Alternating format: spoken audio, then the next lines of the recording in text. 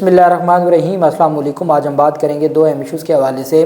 بشریٰ بیگم کی درخواست جو آڈیو لیکس کے حوالے سے تھی، اس میں وزارت دفاع کی جانب سے جو جواب جمع کروایا گیا ہے اس کی تفصیل میں آپ کے ساتھ شیئر کروں گا۔ ساتھ ہم بات کریں گے توہین الیکشن کمیشن کیس میں پورا لاؤ لشکر گیا تھا الیکشن کمیشن کا، اور کیوں ناکام لوٹا اور کیوں نہ وہ اس میں فرد جرم عائد کر سکی، اس کے اوپر بھی ہم بات کریں گے۔ پاکستان تحریک انصاف کا جلسوں اور ریلیوں کے حوالے سے اسلام آباد ہائی کورٹ سے جو رجوع کیا گیا اس کے اوپر بھی ہم بات کریں گے، اور عمران خان سے بائیو میٹرک کروا لی گئی ہے کامیابی سے جیل سے، اور کس مقصد کے لیے بائیو میٹرک کروائی۔ اور دوسری جانب ہم بات کریں گے پاکستان تحریک انصاف کی جانب سے جو مختلف آر اوز اور ڈی آر اوز کے آفس کے باہر پاکستان تحریک انصاف کے لوگوں کو تجویز کنندہ اور تائید کنندگان کی گرفتاریوں کا سلسلہ جو رک ہی نہیں رہا، اس کے اوپر بھی ہم بات کریں گے۔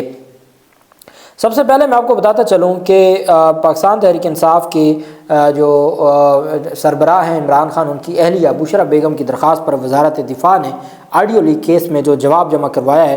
Report on behalf of respond number 1B secretary ministry of defence, it is humbly submitted that in compliance of this honorable court order dated 7/12/2023 passed in CM number 3816/2023 filed in subject petition, the concerned agency working under the administrative control of Ministry of Defence Directorate General ISI was asked to provide a requisite report۔ اب پہلی غلطی تو یہ ہے کہ ISI وزارت دفاع کے انڈر نہیں بلکہ ISI وزیر اعظم کے انڈر کام کرتی ہے۔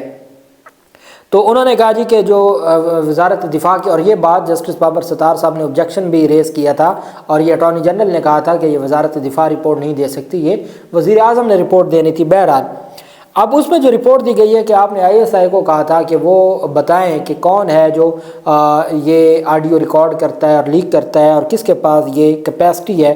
تو اس پر جو 5 پیراگراف ہیں، پہلے نمبر پر دیر آر، یہ ISI کی رپورٹ ہے جو اسلام آباد ہائی کورٹ میں جمع ہوئی ہے آڈیو لیکس کیس میں۔ There are various tools which provide capability of audio recordings from smartphones. These tools are cheap and easily available for anyone to claim to steal data from devices through various means.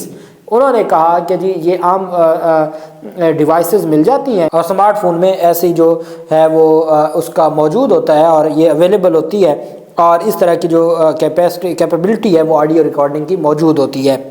دوسرے number per possibility exists callers can also record each other's conversation calls on speaker and afterwards it can be leaked or hacked، کہ جی وہ speaker پہ کر کے خود ہی جو کال ہے، جو کال کرنے والا یا کال سننے والا، ان میں سے کوئی ریکارڈ کر لیتا ہے، سپیکر پہ کر کے فون کو کال ساتھ ریکارڈ کر لیتا ہے، اور اس طریقے سے بھی اس کو پھیلایا جا سکتا ہے۔ تیسرے number per with the advancement of artificial intelligence there are various tools available which can alter the voice، کہ جو وائس کو تبدیل کرتے ہیں and change the content of any conversation۔ these tools can be used to someone، کہ کسی کی جو ہے وہ میمکری جیسے بنتی ہے، اس طریقے سے کسی کی آواز کو آلٹر کر کے، تو یہ ٹولز بھی آسانی سے اویلیبل ہیں۔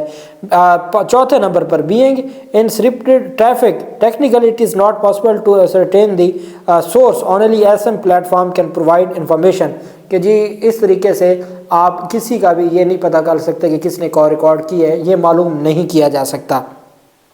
Under پیکا 2016 FIA cyber crime wing is designated investigation agency for cyber crimes under section 35 of پیکا has the powers to have access to or demand any information in readable and comprehensive format or planned version from service providers SM platforms، کہ جی یہ جو پیکا act ہے اس کے تحت FIA cyber crime کے پاس یہ اختیار ہے کہ وہ اس طرح کا کوئی کارنامہ سر انجام دے سکتی ہے۔ کورٹ میں direct FIA cyber crime wing to further investigate the matter and get the details. ISI کہہ رہی ہے جی کہ آپ مہربانی کر کے رابطہ کریں FIA سے، اور FIA اس معاملے کو دیکھ سکتی ہے، یہ ہمارا معاملہ نہیں ہے اور نہ ہمارا اس سے کوئی لینا دینا ہے۔ دوسرا یہ ہے کہ یہ اسمارٹ فون میں ایسے ٹولز موجود ہیں جس سے ریکارڈنگ ہو جاتی ہے، یا یہ آواز آلٹر ہو جاتی ہے، یا یہ خود ہی کال کرنے والا یا سننے والا ان میں سے کوئی ریکارڈ کر لیتا ہے۔ یہ ہمارے ملک کی ISI کی جانب سے رپورٹ جمع کروائی گئی ہے وزارت دفاع کی جانب سے اسلام آباد ہائی کورٹ میں۔ دوسری طرف پاکستان تحریک انصاف نے جلسوں، ریلیوں اور سیاسی سرگرمیوں کی اجازت کے لیے عدالت سے رجوع کی ہے۔ پاکستان تحریک انصاف نے اسلام آباد میں جلسے، ریلیوں اور سیاسی سرگرمیوں کے لیے اسلام آباد ہائی کورٹ سے رجوع کیا ہے۔ سینئر وائس پریزیڈنٹ شیر افضل مروت کی جانب سے اسلام آباد ہائی کورٹ میں درخواست دائر کی گئی ہے۔ درخواست میں انہوں نے موقف اختیار کرتے ہوئے کہا کہ ملک کے مختلف علاقوں میں تحریک انصاف کو سیاسی سرگرمیوں کی اجازت نہیں دی جا رہی۔ اسلام آباد میں بھی PTI کو کنونشن، پبلک میٹنگز، ریلیوں اور جلسے کرنے کی اجازت نہیں دی جا رہی۔ اس کے برعکس دیگر تمام سیاسی جماعتوں کو سیاسی سرگرمیوں کے لیے کھلی آزادی فراہم کی جا رہی ہے۔ درخواست میں کہا گیا کہ تحریک انصاف کے ساتھ سوتیلی ماں جیسا سلوک آئین کے آرٹیکل 25 ایکویلٹی آف سٹیزن کی خلاف ورزی ہے۔ 24 نومبر کو DC اسلام آباد کو جلسے کے انعقاد کے لیے NOC کی درخواست دی گئی تھی، لیکن 1 مہینہ گزرنے کے باوجود NOC کے لیے دائر درخواست پر کوئی فیصلہ جاری نہیں کیا گیا۔ درخواست میں ہائی کورٹ سے استدعا کرتے ہوئے کہا کہ عدالت تحریک انصاف کو اسلام آباد میں پبلک میٹنگز، ریلیوں، ورکرز کنونشن اور سیاسی سرگرمیوں کی اجازت دے۔ عدالت فریقین کو تحریک انصاف کے سیاسی حقوق پر کوئی بھی شرائط عائد کرنے سے روکے۔ عدالت DC اسلام آباد کو تحریک انصاف کو سیاسی سرگرمیوں اور پبلک میٹنگز کے انعقاد سے نہ روکنے کے احکامات جاری کرے۔ یہ ان کی جانب سے کہا گیا ہے، اور یہ کہا گیا ہے کہ پاکستان تحریک انصاف کے جو چیئرمین ہیں، جو سربراہ ہیں، وہ جیل میں ہیں۔ 8 فروری کو انتخابات ہیں۔ پاکستان تحریک انصاف کو ہر صورت یہ ناک آؤٹ کرنا چاہتے ہیں، ہر صورت اس انتخابات سے روکنا چاہتے ہیں۔ اس وجہ سے ضروری ہے کہ اسلام آباد ہائی کورٹ پاکستان تحریک انصاف کو اجازت دے اور پاکستان تحریک انصاف کو ریلیف دے۔ یہ درخواست دائر کی گئی ہے پاکستان تحریک انصاف کی جانب سے۔